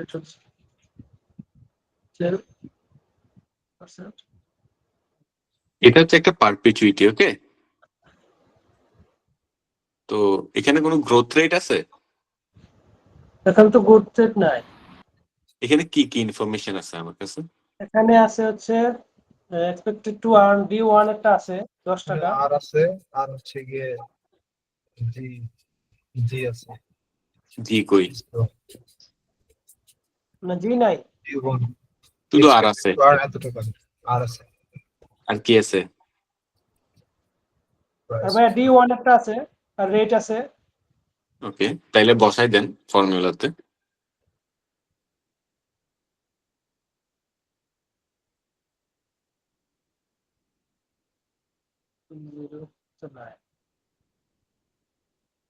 জি না থাকলে জিরো বসান জি এর জায়গায়।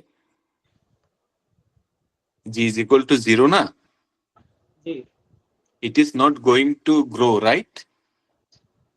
তাহলে জি এর মান কত?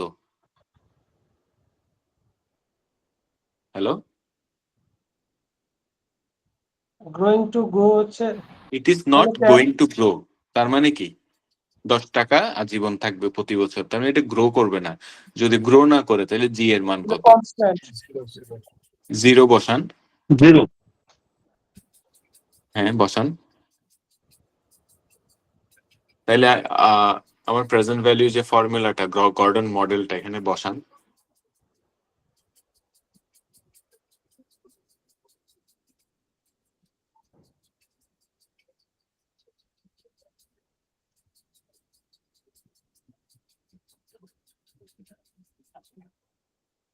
কত আসছে?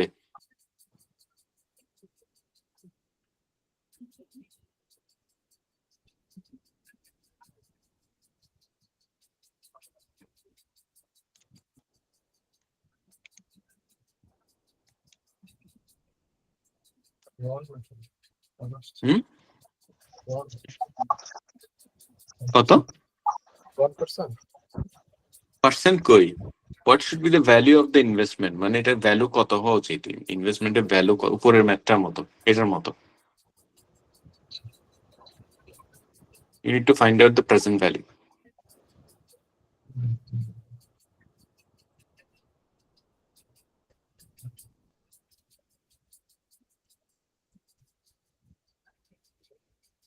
অনেকের জন্য হ্যাঁ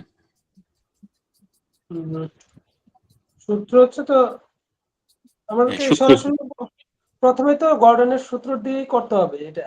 হ্যাঁ জি, তাহলে- very good very good very good. তাহলে এটা গর্ডনের হচ্ছে সূত্র বসান। জি, তাহলে d into 1 plus g divided by r minus g। ওকে, এখানে এখানে d তো d0 তে এটা তো বলা নাই। কোথায়? এক্সপেক্টেড টু আর্ন 10 টাকা ইচ ইয়ার, এটা কি? তো এটা এক্সপেক্টেড তো এটাকে 1 থেকে ধরবো না, 0 থেকে ধরবো। তো এটা একটা জিনিস এক্সপেক্টেড টু আর্ন 10 টাকা ইচ ইয়ার, ধরেন 1 বছর পরে কেউ আপনার থেকে এটা নিল, সেও তো চিন্তা করবে 10 টাকা, তাই না? আচ্ছা, তার মানে 0 তেও 10 টাকা, 1 বছর পরেও 10 টাকা। আর 3 বছর পরেও তো 10 টাকা। জি ভাই, জি। 1 টাকা আছে? কত? 1 টাকা 10 into 1 divided by 10 পার্সেন্ট, নিচেরটা পার্সেন্ট না? ও 4 টাকা আছে। আচ্ছা 100 কত টাকা। আসছে? এই যে এটা, তাই না? এটা করাই আছে পাশে। ওকে,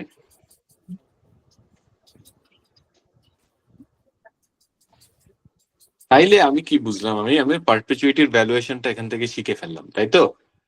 তাহলে একটা জিনিস যেটা আপনাকে এভরি ইয়ারে কনস্ট্যান্ট একটা পেমেন্ট দিবে, সেটার প্রেজেন্ট ভ্যালু কি? সেটার প্রেজেন্ট ভ্যালু হচ্ছে ডি ডিভাইডেড বাই আর, তাই না?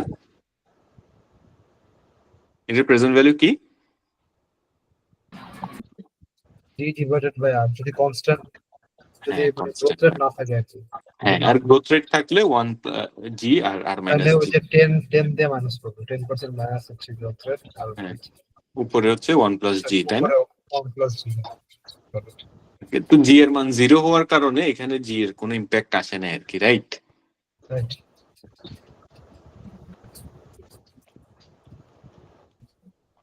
তাইলে আমি পাইলাম কি? P0 ইজ ইকুয়াল টু কি, এটা না? জি, কি পাইলাম? D0 into 1 plus g divided by r minus g, এটাই তো? রাইট। এটা হচ্ছে P0, রাইট? ওকে, পরবর্তীতে আমরা কি দেখতেছি? আমি যদি ধরি যে D0 into 1 plus G is equal to D1, এটা যদি আমি ধরি, ধরার কি আছে? D1 ইজ ইকুয়াল টু, আমরা তো জানি যে D0 ইন্টু 1 প্লাস জি, তাই না? জি মানে D0 কে 1 বছরের ফিউচার ভ্যালুতে নিয়ে গেলেই তো D1, তাই না? জি, 1 প্লাস জি করলেই তো এটা 1 বছরের ফিউচার ভ্যালুতে যাবে, তাই না? জি ভাইয়া। জি তাইলে আমি যদি D0 ইন্টু 1 প্লাস জি কে D1 ধরি, তাহলে এটা পুরাটা D1 না? এটা পুরাটা, এই যেটা এইটুক। জি, তাহলে এটা মানটা বসাই দিলাম, আমি কি পাইলাম? D1 divided by r minus g, তাই না? জি। ওকে, আচ্ছা, আমি তো কথা শুরুতেই কি বলে নিছিলাম?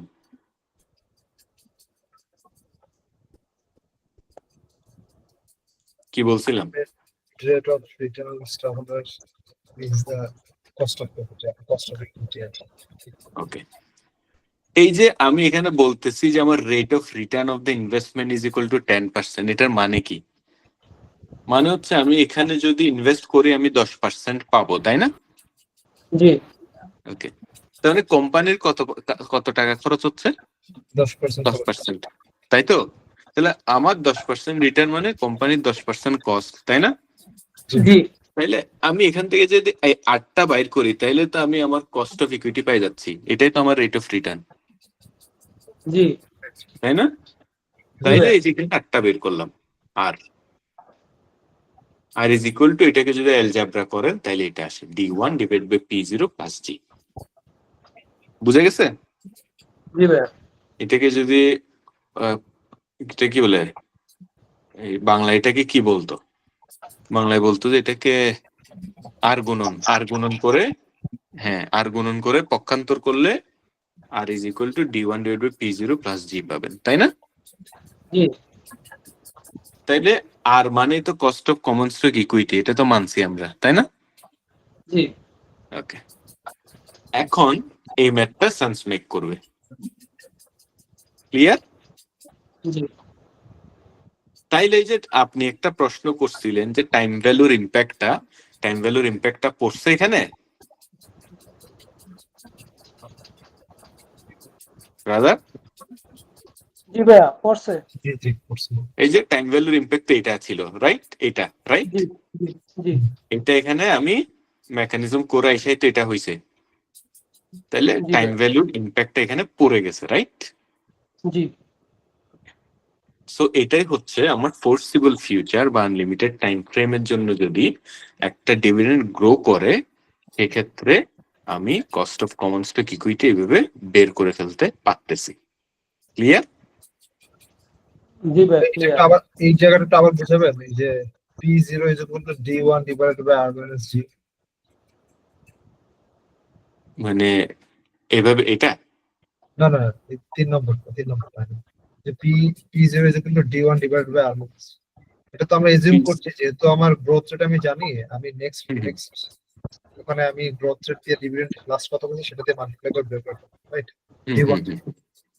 তো পরে আমরা এখানে আবার কি করেছি, যে price of the share equal to যেটা আমি ফিউচারে পাবো ডিভাইডেড বাই হইতেছে গিয়ে growth rate of return minus হচ্ছে গিয়ে গ্রোথ রেট, ডিভাইড করে মাল্টিপ্লাই করে প্রাইস অফ দ্য শেয়ার পেলাম। কোন লাইনটা বলতেছেন? Line 3 number line? 3 নম্বরটা যেটা মার্ক করা আছে, P0 হ্যাঁ। Is equal to D1 divide by R minus G। হ্যাঁ, এটা তো জাস্ট এখানে মানটা D1 টা বসাই দিছি, এটা ইজ ইকুয়াল টু D1 ধরে। আচ্ছা ওকে, মান বসিয়ে আচ্ছা D1 টা আমি কি বলছি, এটা ইজ ইকুয়াল টু D1 বসছি না, এটুক ইজ ইকুয়াল টু এই যে এই D1 টা নিয়ে বসাইছি। ও আচ্ছা এটা কি বাকিরা বুঝছে? মুজিবুল হক? বুঝছি ভাইয়া। জি বুঝছি। এই অঙ্কটা এটা অ্যালজেব্রা, তাই না? ক্লাস 7 এর। Okay. এটা বোঝা মানে হচ্ছে কি আমার এই দুইটা জিনিস ক্লিয়ার হয়ে গেছে। একটা হচ্ছে আমার যদি স্টেপ বাই এখানে স্টেপ, একটা মিনিট, একটু সরি, এই যে হ্যাঁ এর আগে এর আগে ওই যে এখানে যে 10% মাইনাস 5% যেটা হচ্ছে ইনফিনিটির কারণে, এর একটু উপরে হ্যাঁ, ভাইয়া। এই যে এটা এখানে হ্যাঁ হ্যাঁ হ্যাঁ হ্যাঁ এই যে 10% মানে যখন ইয়ে থাকবে আর কি, ইনডিফিনিট থাকবে, তো এই ক্ষেত্রে হ্যাঁ, আমি কি এই অলওয়েজ এই সূত্রটাই বসাতে হবে, মানে এখানে গর্ডন মডেল। মানে আমি তো এখানে পাইছি হচ্ছে ইয়ার 3 পর্যন্ত, তারপর থেকে আমাকে আমার গ্রো করতেছে 5% করে, তো হ্যাঁ হ্যাঁ, আমার রেট হচ্ছে 10%, মানে আমি এটা ধরেন এটা তো আরো 50 বছর বা 100 বছর আনলিমিটেড, এক্ষেত্রে হ্যাঁ, আমি এটা আমার তো বের করতে হবে একটা সার্টেন পিরিয়ডে বা সার্টেন ডেতে বের করতে হবে, তা আমি এই যে সবসময় এই আনলিমিটেড, সূত্র ইউজ করবো। হ্যাঁ এই হ্যাঁ হ্যাঁ, আনলিমিটেড মানে পারপেচুইটি মানেই হচ্ছে গর্ডন মডেল। ওকে, জি গর্ডন মডেলটা তখন আমাকে দিয়ে দিতে হবে। জি ভাইয়া ঠিক আছে, থ্যাংক ইউ এটা ভাইয়া। আরো অনেক কাজে লাগবে। এটা টার্মিনাল ভ্যালুর একটা কনসেপ্ট আছে চ্যাপ্টার 8-এ, ওখানেও এটা কাজে লাগবে। সো গর্ডন মডেলটা এখন থেকে ইটস জাস্ট এ ফর্মুলা, তাই না? আর তো জি কিছু না, ভাইয়া জাস্ট সিম্পল একটা formula. D into 1 plus g divide by r minus g. Okay, জি ভাইয়া। এটা একটু মনে রাখতে হবে। আমি এটা কেমনে আসছে ওই মেকানিজমে যাই নাই, বিকজ এটা দরকার নেই। ওকে, এটা ঠিক এক আছে পৃষ্ঠা করলে হচ্ছে এটুকু এটা বের হয়। Okay, এক পৃষ্ঠা অ্যালজেব্রা করলে এটা বের হয়। Okay, তো মানে প্রমাণ করা যায় আর কি। না, প্রমাণ করেন এটা বের হয়েছে কেমনে, মানে 1 প্লাস জি কেন আর মাইনাস জি কেন, এটা সে বুঝা গেছে। ও আচ্ছা, ঠিক আছে ভাইয়া। তো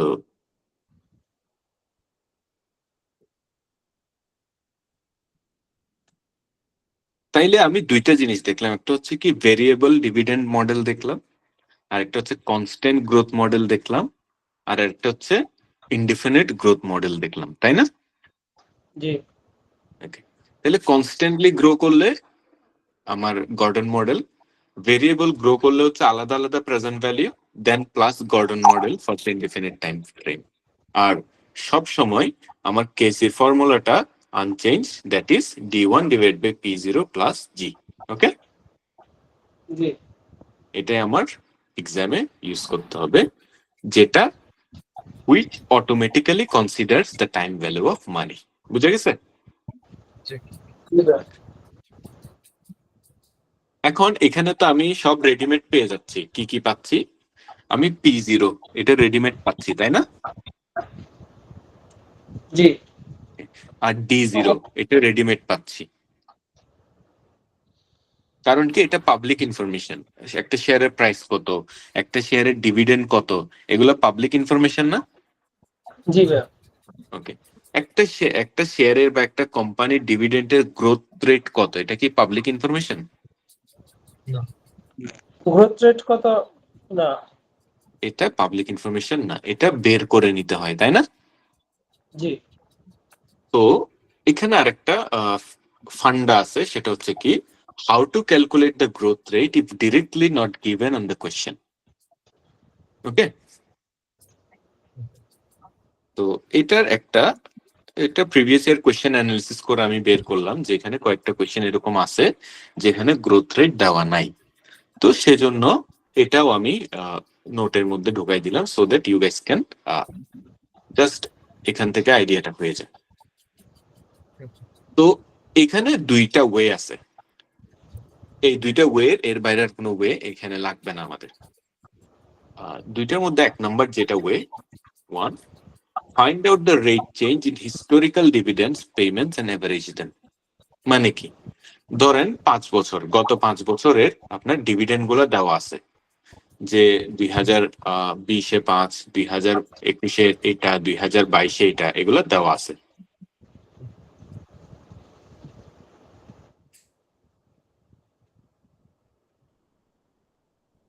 দুই হাজার 23-এ 6, 2024-এ 6.25, 2025-এ 6.5। ওকে, এভাবে আপনার ডিভিডেন্ড গুলো দেওয়া আছে। এগুলো কি হিস্টোরিক্যাল গ্রোথ রেট? হিস্টোরিক্যাল মানে কি আগের, প্রিভিয়াস, রাইট? জি তো হিস্টোরিক্যাল গ্রোথ ডিভিডেন্ড গুলো দেওয়া আছে, এখান থেকে আমি এক্সপেক্ট করতে পারি যে ফিউচারে কিভাবে গ্রো করতে পারে। এটা তো একটা কমন স্ট্যাটিস্টিক্যাল অপারেশন, তাই না? জি আপনি প্রিভিয়াস ইয়ার দেখে আমরা তো অডিটে সিসি পিরিয়ডে কতবার করছি না, যে গত বছর কিভাবে অডিট করছিলেন, প্রিভিয়াস ইয়ারে কি হয়েছিল, এগুলো করি না? জি ভাইয়া। আপনারা যখন কোনো একটা চাকরির ক্ষেত্রে কোনো সমস্যায় পড়েন, এটা প্রিভিয়াস সলিউশন কি ছিল, এগুলো দেখেন না? ওই সেম। ওকে, জি তো এখানে 5টা পিরিয়ডের আমার ডিভিডেন্ড দেওয়া আছে। 5টা পিরিয়ড, এটা 5টা পিরিয়ডের কিভাবে গ্রো করছে এটা এখানে যদি আমরা বের করতে পারি, দেন ওইটার অ্যাভারেজ নিয়ে ফেললে আমি একটা গ্রোথ রেট পেয়ে যাই। এই ক্যালকুলেশনটা কি কেউ বুঝতে পারছে এটা কেমনে হয়? এই ক্যালকুলেশনটা, গ্রোথ রেটটা বা কেমনে বের করে রেট অফ রিটার্নটা? তো কত এখানে, ওই যে নাম্বার অফ শেয়ার কি? নাম্বার অফ শেয়ার তো ম্যান্ডেটরি না, অথবা প্রফিট নাকি? কিছুই তো লাগবে না। আমার হচ্ছে 5 থেকে 5.4 হয়েছে, এখানে কত পার্সেন্ট গ্রো করছে মানে এটা কি আমি বের করতে ইয়ারের পারি? ও চেঞ্জটা গ্রোথ প্রিভিয়াস রেট ইয়ার তো আর বের করা কারেন্ট। যাবে, এটা মাইনাস করে এটা দিয়ে ভাগ করতে হবে। মানে ঠিক আছে। 5.4 মাইনাস 5 ডিভাইড বাই 5, তাই না? জি জি জি ভাইয়া জি 6 মাইনাস 5.4 ডিভাইড বাই 5.4, এটাই তো ফর্মুলা। Right right. জি ভেরি গুড। তো এটা অলরেডি কি আমরা উপরে দেখছি না এই ফর্মুলাটা? জি দেখছি। This one, right? Right right. Okay. আমরা কিভাবে এই ইয়ে বের করা যায় রেট? কিসের রেট? আরেকটা ইয়ে তো দেখলাম ভাইয়া, কি? ওই যে এটা তো গ্রোথ রেট দেখলাম, ওই আরেকটা কি প্রথম দিকে তো একটা ইয়ে বের করছিলাম যেটা কত পার্সেন্ট ডিভিডেন্ড কোথায়? শুরুর দিকে, এই যে ই করছিলাম যে আমরা ওই যে প্রাইস পার শেয়ার নি, ওইটা এখানে প্রাইস পার প্রাইস বের করছি, এখানে প্রাইস পার জাস্ট, শেয়ার দেখাইছিলেন। হ্যাঁ হ্যাঁ ওইটা দেখাইছিলেন। ও আচ্ছা, ক্যাপিটাল গেইন জি নাকি? জি প্রথমে জি dividend divided by price per price of the share, ওইটা দেখাইছিলেন প্রথম। এটা তো ঠিক আছে ভাই, ডিভিডেন্ড গেইন। ওটা বুঝতে পারছি, ওটা বুঝতে পারছি। আমি এখন দেখতেছি কি গ্রোথ রেট কেমনে ক্যালকুলেট করে। ওকে, জি জি তো আমরা একটা একটা জায়গায় ফোকাস করতে হবে, দৌড়াদৌড়ি করলে অনেকেই কনফিউজড হয়ে যাবে। ওকে, জি ভাই ঠিক আছে। আমি গ্রোথ রেট মানে কাকে বোঝাচ্ছি এই ফর্মুলাতে? জি কাকে বোঝাচ্ছি? জি, জি কে জি কে। ওকে, জি বলো। জি Okay. এখন মানুষ 5G তে আছে, আমরা জিতে পড়ে আছি। ওকে, তো এই যে 5 থেকে 5.4, দেন 6, দেন 6.25, দেন 6.5, এখানে একটা রেটে গ্রো করছে, রাইট? তো ওই রেট গুলো আমি বের করলাম এভরি ইয়ারের চেঞ্জটা ডিপেন্ড করে, এভরি ইয়ারের চেঞ্জটাকে কনসিডার করে আমি রেট গুলো বের করলাম, দেন আমি অ্যাভারেজ করে ফেললাম, মানে 4টা যোগ করে 4 দিয়ে ভাগ করলাম আর কি। ওকে, এটাকে বলছে অ্যাভারেজ। অ্যাভারেজটা বের করে হচ্ছে আমি 6.8% পাইলাম। ওকে, জি 0.0681 মানে 6.82 বা 81% আমি পাইলাম। This is my growth rate. বুঝা গেছে? জি তার মানে এক্সামে যখন গ্রোথ রেট ডিরেক্টলি দেওয়া থাকবে,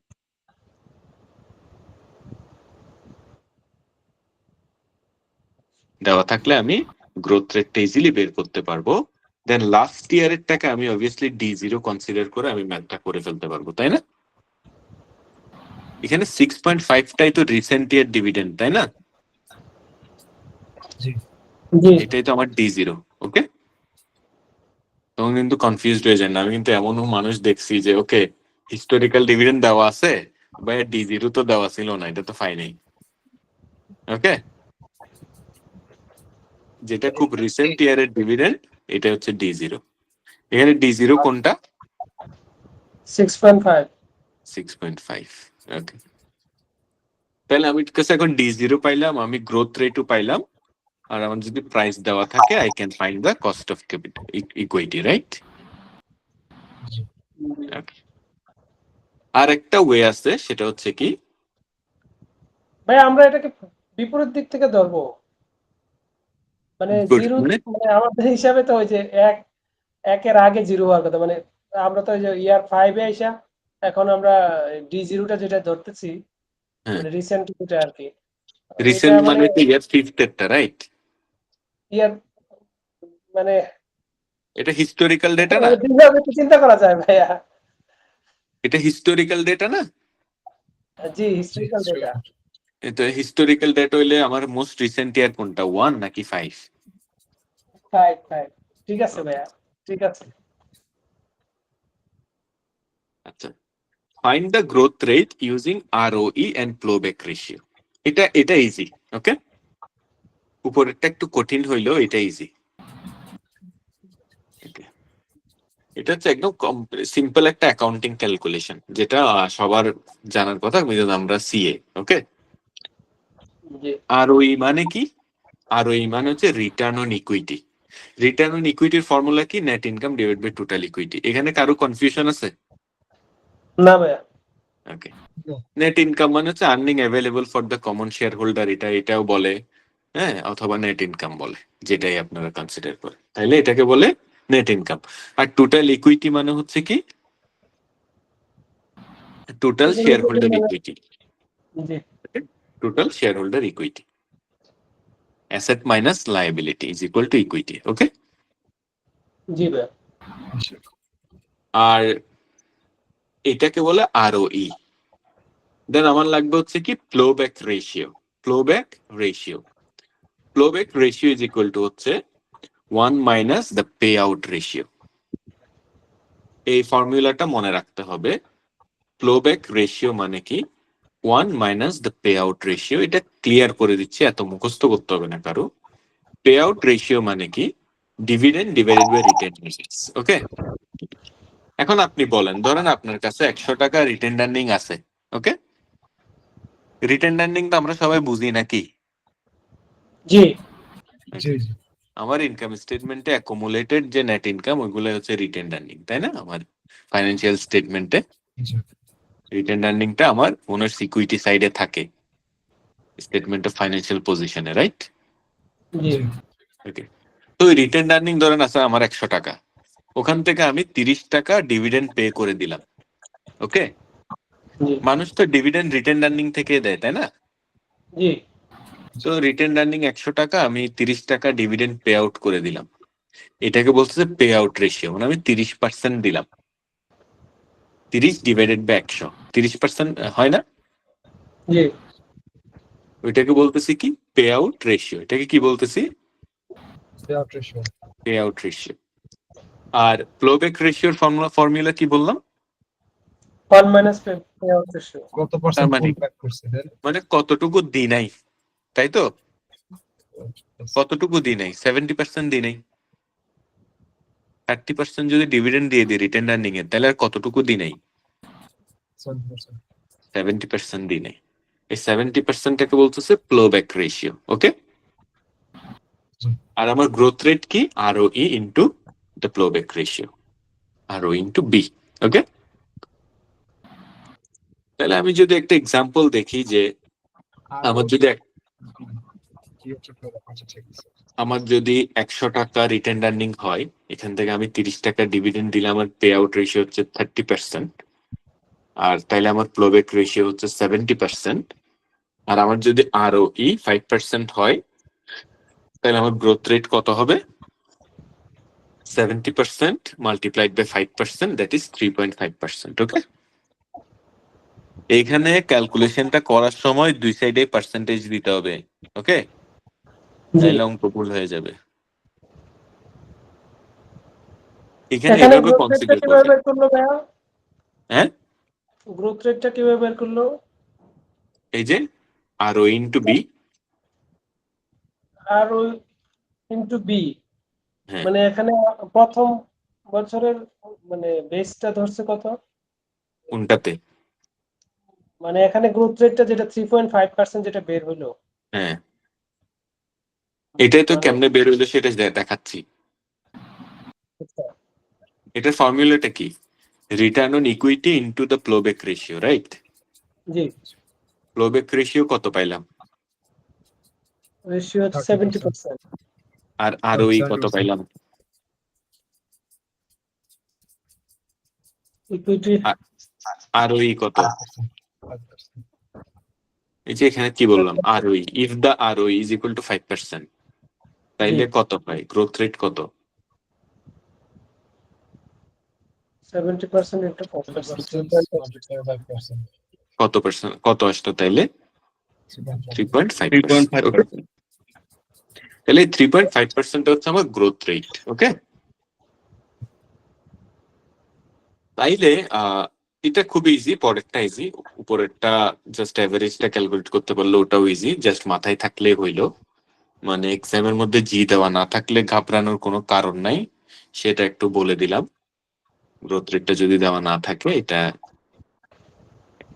সিনারিও এভাবে থাকতে পারে। তাইলে পারপেচুইটি যদি থাকে তাও ঘাবড়ানোর কারণ নাই। হ্যাঁ, এনুয়ালাইজড গ্রো করে এরপরে পারপেচুইটি হইলে তাও ঘাবড়ানোর কারণ নাই। তাহলে সব মিলাই আমি মোটামুটি এখানে আমার যে main formula KC is equal to D1 divide by P0 plus G, এটা পুরাটাই আমার মাথায় আমার মনে হয় সেভ হয়ে গেছে, রাইট?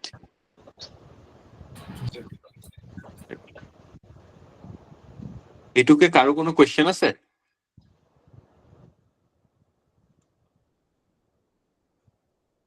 না ভাইয়া। ওকে, তো এটা হচ্ছে আমার মেইন অ্যাপ্রোচ। এটাকে বলে, আমি আর 5 মিনিট টাইম নিব, এটা শেষ করে দেই। এটা হচ্ছে main approach of calculating the cost of capital of common stock equity. Okay, that is KC. আরেকটা অল্টারনেটিভ অ্যাপ্রোচ আছে, সেটা হচ্ছে কি ক্যাপএম মডেল। এটা আমরা সবাই জানি, রাইট? ক্যাপএম আমরা সবাই নাম শুনছি না? জি, CMP. CA CAPM, CAPM CAPM, this is CAPM. Okay, এটা হচ্ছে কি ক্যাপএম।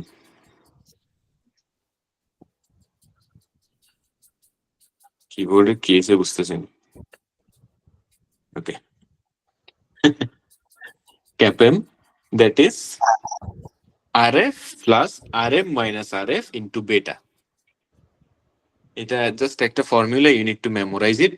এখানেও এটা মানে বের করার একটা মেকানিজম আছে, একটা অ্যালজেব্রাইক ইকুয়েশন আছে, এটা আমার দরকার নেই জানার।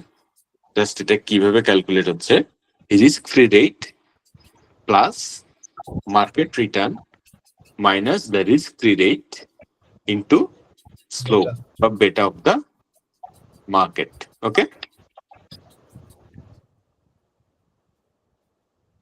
এই বেটা কোএফিসিয়েন্ট, রিস্ক ফ্রি রেট এবং মার্কেট রিটার্ন, এই তিনটা ইনফরমেশন যদি আমার জানা থাকে, তাহলে আমি ক্যাপএম বের করতে পারবো, which can be considered at the cost of common stock equity. তাহলে cost of common stock equity calculate করার দুইটা ওয়ে আছে। একটা হচ্ছে কি একটা কেসি আর একটা ক্যাপএম। একটা কেসি আর একটা ক্যাপ। বুঝে গেছে? জি। ক্যাপএম ডিরেক্ট দেওয়া থাকবে, মানে আপনারা দেখবেন হচ্ছে কেসির ইনফরমেশন গুলা ঠিকভাবে দেওয়া নাই। হ্যাঁ, হয়তো গ্রোথ রেট দেওয়া নাই, অথবা ডিভিডেন্ডের ব্যাপারে ইনফরমেশন নাই, অথবা প্রাইসের ব্যাপারে ইনফরমেশন না দিয়ে আপনাকে risk free rate, market return, বেটা এসব নিয়ে ইনফরমেশন দিছে কোশ্চেনের মধ্যে। তখন আপনি ক্যাপএম দিয়েই আপনি কেসিটা ক্যালকুলেট করে ফেলবেন। ঠিক আছে? বুঝে গেছে? জি ভাই। ক্যাপএম আসলে ইজি হয়ে যায় কোয়েশ্চেনটা। ওকে, আসছে ক্যাপএম আসছে কয়েকবার। তো আমার মোটামুটি cost of common stock equity শেষ। আমি আর 2 মিনিটের মধ্যে কস্ট অফ প্রেফার্ড স্টকটা শেষ, এটা জাস্ট 2 মিনিট লাগবে। ওকে, কস্ট অফ প্রেফার্ড স্টকটা শেষ করে ক্লাসটা শেষ করব। যেহেতু কস্ট অফ কমন স্টক আমি বুঝে গেছি, আমার কস্ট অফ প্রেফার্ড স্টক আর কোনো মানে কোনো অসুবিধা নাই।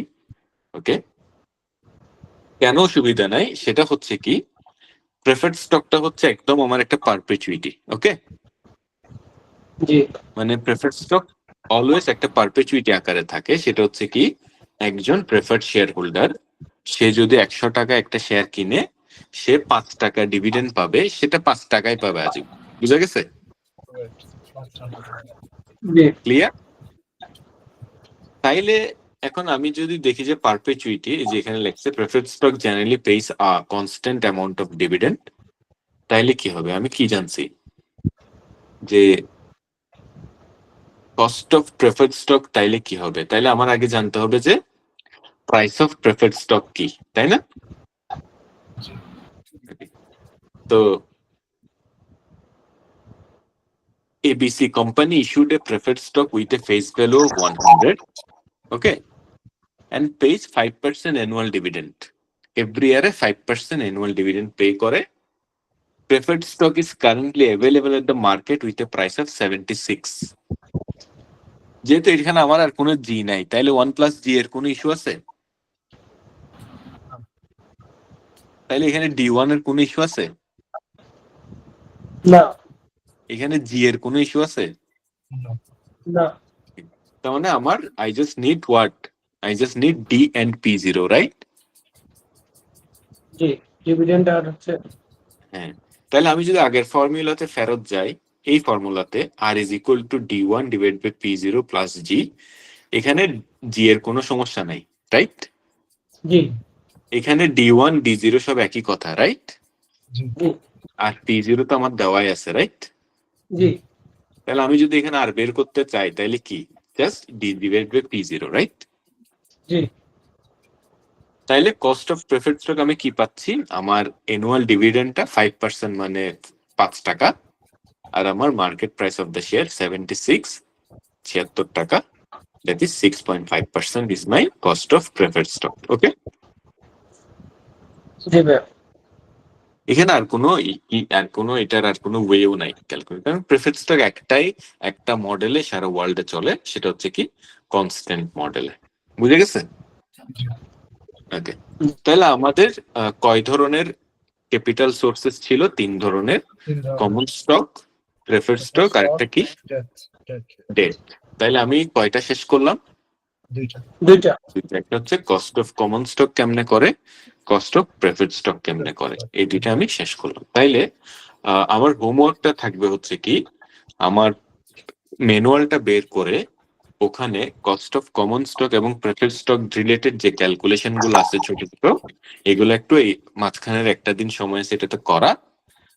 আর নেক্সট ক্লাসে যখন আমরা কস্ট অফ ডেটটা শেষ করব, আমরা একটা এক্সাম্পল করে ফেললেই, এক্সাম স্ট্যান্ডার্ডের একটা এক্সাম্পল যদি আমরা করে ফেলি, তাহলে আমার শেষ। বুঝা গেছে? জি ভাইয়া so it's not that difficult. আমি আশা করি যে আমি একদম বেসিক থেকে বুঝাইতে পারছি। তো প্লিজ আপনারা এটা মানে, আমি যেহেতু এখনো শেষ করি নাই, সেহেতু আমি সবাইকে বলবো যে আপনারা আপনাদের যথাযথ নোটগুলা নিছেন এটার থেকে। তারপরও কারো কোনো অসুবিধা হইলে আমি একটা আপনাদেরকে চান্স দিচ্ছি, আপনি একটু স্ক্রিনশট নিতে পারেন, আমি এটা শেয়ার করতেছি। Okay, you guys can take a picture অথবা স্ক্রিনশট।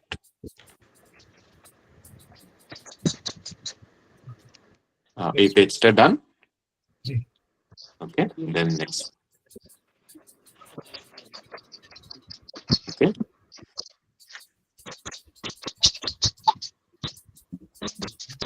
ডান? ওকে,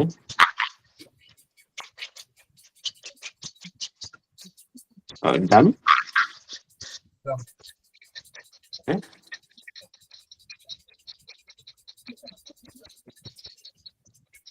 আর টু করে ওকে, আর টু করে বক্সটা সহজে আমরা হয়ে যাবে।